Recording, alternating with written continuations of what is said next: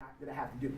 So Gideon gets the 10 men. He gathers them together. They go, and I'm going to just tell you this part. They go, and they tear down the idol of Baal. They build up an altar. All right? So the next day, the people of the city, they come, and they begin to look around, and they notice that the idol, the foreign god, has been torn down, and an altar has been erected to God. And they begin to ask questions. Who did this? And finally, they said Gideon was the one that did it. They tell Gideon's dad, bring him out so that we can kill him, because he's not going to be tearing down the idol gods in this land. You know, we run this here. So Gideon's dad says, well, why are you going to kill my son? Because he tore down your God. If Baal was really a god, if he was really all that, let Baal kill him. Why y'all got to kill him? You know, let the foreign god, let the idol god kill him. And so at that point, they let everything alone, and Gideon was able to go free. As the story progresses, I'm going to bring the point across. As the story progresses, we identify in the next chapter that Gideon now understands that God has called him to defeat the Midianites. So Gideon, again, Pastor trying to show us that it's not strength or might, it's not power or might, but it's God's Spirit. Gideon gets an army together. He gets the army together, and it's 32,000 men, Sister Lipscomb, that come that are ready to fight against the Midianites. 32,000 men are ready to fight against the Midianites. We need to note that there were 135,000 Midianites. Okay? 135,000 Midianites and 32,000 men with Gideon that were going to fight them. So in my mind, Brother Foster, unless my math is off, it seems like Gideon with 32,000 is much less than the 135,000 that he got to fight against. Yes. I mean, maybe my math is off. The math is great. Okay, so the math is right, that Gideon already has much less than what he's going against. Well, God looks at Gideon and says, you got too many people. Now Gideon got 32,000. He's going against 135,000. God tells Gideon with 32,000, you got too many folks. And Gideon is probably looking like how we would look like, God, you got to be kidding me. I already only have a fraction of what I'm going against. And you telling me I got too many? God said, yeah, you got too many people, because if I let you go with 32,000 people, you're going to be able to say, you defeated the armies and it wasn't me. So God says to Gideon, I want you to just make a call and ask everybody that's scared, just like you are, Gideon. Everybody that's fearful, just like you, that they can just go home. Wow. And we identify that 22,000 men said, I'm too scared to fight. And they went home. So now, bro, folks, I got 10,000 men up against 135,000 men. Certainly, God, I can't steal no glory from you there, because I only got 10,000. God says to Gideon, you still got too many. God, what you trying to do to me here? He says, I'm trying to strip you low enough. I hope we're catching this. I'm trying to strip you low enough from every resource you thought you had to let you know that it has nothing to do with you, but everything to do with my spirit. God says to Gideon, you still got too many. He says, so now Gideon, what I want you to do is, I want you to break them in two groups. I want you to tell them to go to the brook. And you're going to have all these men to drink. And everybody that laps the water up, like a dog, like they come, they pour the water in their arms, they lap it out of their mouth like a dog, put them in a group, and those that get on their knees and just jump right into the water to drink, put them in a group. And the Bible says that he did them.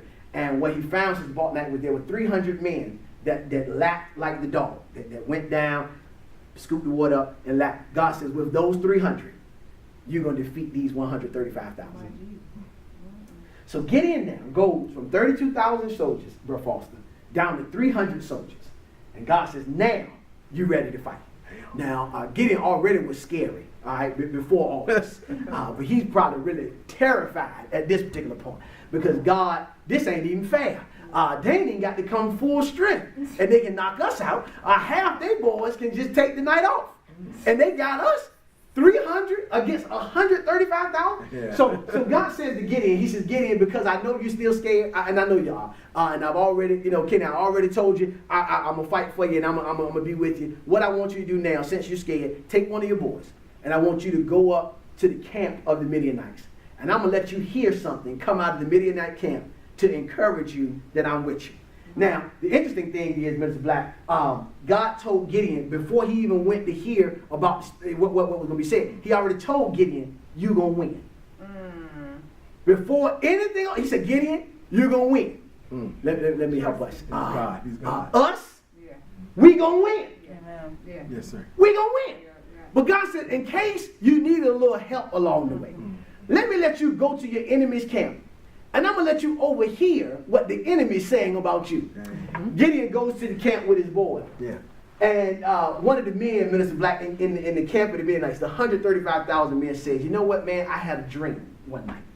And in this dream, I identified that there was a morsel of bread that came and flattened the entire camp of the Midianites. And his partner, who had the gift of interpretation, says, this means that God has put us in Gideon's hands, and Gideon is going to kill all of us. Wow. Gideon hears this. Wow. He runs back to the camp. He said, I finally got all the answers. So he says, God, I finally believe. Let me back up. Now, before all of the 300 dwindling down, Gideon had to go through another process of God proving himself to him.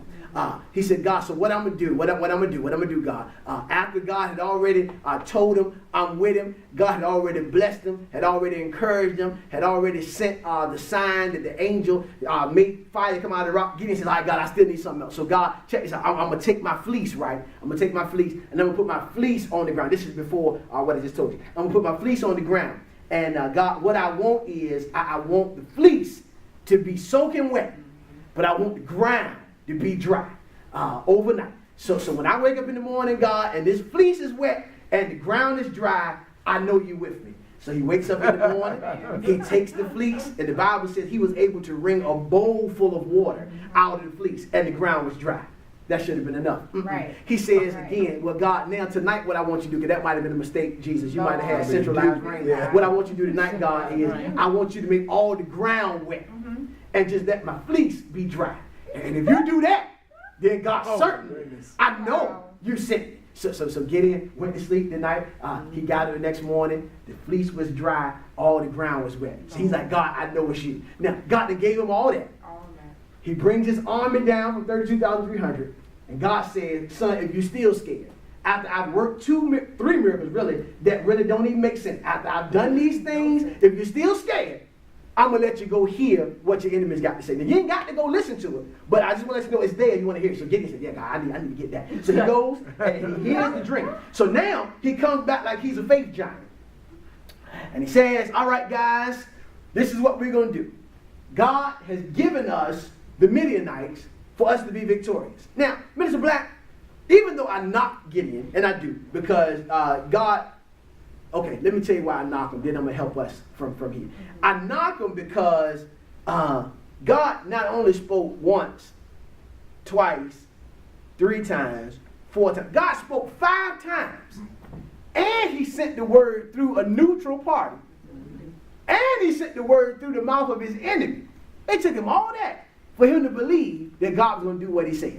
So I knocked Gideon because it shouldn't have taken all that. But Gideon is much like the church. Yeah. The church, we do the same thing. Well, God, you say you want me to start a business, okay? All right, God, well, this is what I want to do. Before I start the business, let somebody call me and say something about a business. God lets the phone ring. Somebody calls you and they're a telemarketer and they're talking about something abstract, but you still hear business in it. Oh, okay, God, that was good. Well, Lord, check this out. Let me see a license plate that says now. And I'll know it's you. So I ride down the street D and I see the license plate that says now. Well, God, let Pastor say something to me while he praying about a business. And then, God, I know it's you. God moved. Pastor say something about business. Well, God, let me pay my credit card off first. And then I'm ready to roll. God, let you pay your credit card off. Well, Lord, let me get, D-Girl to start college. So, let's get a little fun going for her, before we start the business. God, let D go to college. God, let me retire first. And then I'm going to go into business. God let you retire. Then you get a measure of faith out of nowhere after 38 years that you're going to start this business you're supposed to start at 22. Let me help us. God is not doing the fleece in this season. I want you to hear this from the lips of your pastor. This is good, sir. I wouldn't be saying if the Lord ain't telling me to say it. I told y'all, he said he produces and controls the message. He produced this in me when I was studying this message. He said, tell the people of Bethel Temple Faith Church, don't ask me for the fleece no more. I ain't doing the fleece no more. God said, this is a season that if you're going to do what I'm calling you to do, you're going to have to trust me without the fleece. So when you got to say, God, let the phone ring, because he ain't going to let it ring. Your phone will get cut off. How about that? And I ain't saying, cut off like you ain't going to be able to pay your bill and talk. But it's going to be calls that you asking God, God, let me get a call. And the people going to try to call and the phone ain't going to even ring. Because God said, I ain't doing the fleece no more. The fleece is over. You got to trust me. All right. So Gideon, he comes back to the camp. I'm going to close on this. He comes back to the camp. He says, all right, guys, I know now that God is going to do this thing for us. But even though I know of a certainty that he's going to do it, this is what I want you to hear. I still don't know how he's going to do it. This is a good place to close it. He says, I know he's going to do it because he's spoken it to me 7 times. He let my enemy tell me. But I still don't know how he's going to get it done. God says that he will always assure you that it's him, but he won't always tell you how he's going to do it. God says, even as it relates to Gideon, it took Gideon having to trust God enough to at least get his soldiers prepared to fight before God would show him how he was going to get it done. Let me say that again. God had to allow Gideon's faith to be proven enough